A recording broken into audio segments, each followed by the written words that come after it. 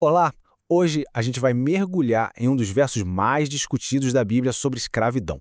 Com base em uma análise bem detalhada, vamos descobrir como uma lei que parece super simples, na verdade, esconde um baita quebra-cabeça. Olha só o verso em questão. Não entregarás a seu senhor o servo que se acolher a ti, fugindo do seu senhor. Lendo assim, de primeira, parece uma lei incrivelmente humana, né? Especialmente para aquela época. Dá a ideia de um lugar seguro para os oprimidos. Mas, como a nossa fonte de análise aponta, é exatamente nessa simplicidade que mora o problema. Então vamos pensar juntos aqui.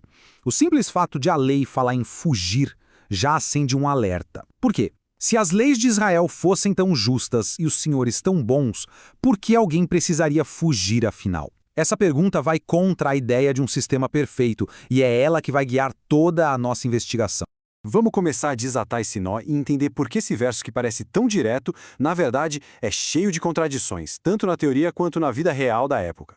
A interpretação mais comum, sabe, aquela usada por apologistas, ou seja, os defensores da fé, é que essa lei é a prova de que o sistema de Israel era muito à frente do seu tempo. A ideia é que a nação era tipo um santuário, um exemplo de moralidade para todos os vizinhos.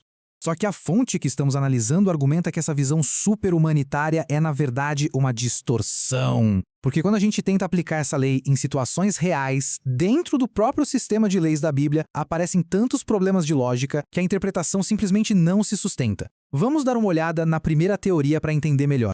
Vamos analisar a primeira grande possibilidade e ver se ela para em pé. Será que a lei estava falando de um escravo hebreu? A primeira hipótese é que o tal fugitivo era um companheiro hebreu, alguém que virou servo para pagar uma dívida. Parece razoável, né? Um conterrâneo ajudando o outro. Mas é exatamente aí que as coisas começam a ficar bem complicadas. O interessante aqui é pensar nas consequências práticas. Se um escravo por dívida pudesse só fugir e ser protegido, a lei estaria basicamente legalizando o calote. Pior ainda, um senhor que investiu no servo perderia tudo, e outro receberia um servo de graça. Isso é enriquecimento ilícito, e para completar, abriria uma porta enorme para criminosos fugirem da justiça fingindo que eram escravos. Viraria uma bagunça total. Bom, então a teoria do escravo hebreu não se sustenta, né? Ela cria mais problemas do que resolve. Mas e se a lei não fosse para hebreus, e sim para escravos estrangeiros? Vamos investigar essa outra possibilidade. A segunda teoria sugere que o fugitivo é um estrangeiro, um escravo que foi comprado e pertence a um senhor hebreu. Essa também é uma interpretação bem comum, mas ela nos joga direto numa contradição ainda maior. E aqui o impasse fica claríssimo. De um lado, Deuteronômio diz, não devolva o escravo fugitivo. Do outro, lá em Levítico, a lei afirma que escravos estrangeiros são propriedade perpétua, uma herança que passa de pai para filho, para sempre. E aí?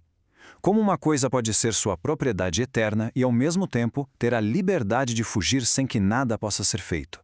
As duas leis batem de frente. É uma contradição fundamental.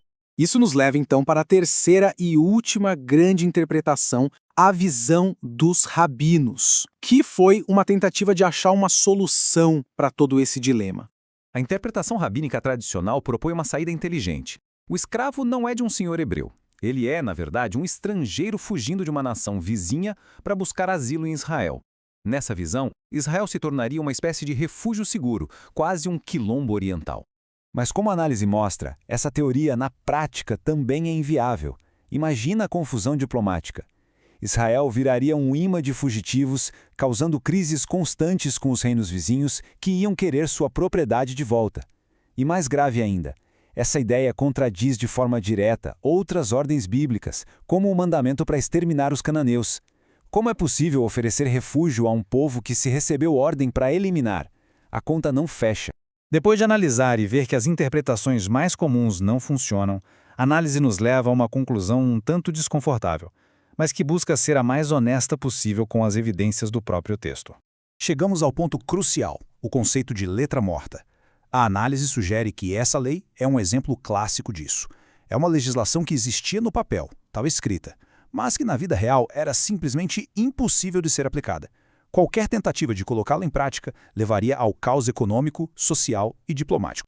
E isso tudo nos leva à grande lição desta análise. Essa tentativa de forçar um texto antigo a se encaixar nos nossos valores modernos de direitos humanos pode acabar distorcendo completamente o que ele significava na sua própria época. Em vez de revelar um código super-humanitário, essa abordagem pode acabar só escondendo as complexidades e as contradições que faziam parte daquele mundo. E assim a gente termina com uma pergunta que fica no ar. Será que a honestidade intelectual não exige que a gente aceite as contradições desses textos antigos como elas são, em vez de ficar forçando harmonias que talvez nunca tenham existido? É uma reflexão e tanto sobre como a gente lê a história.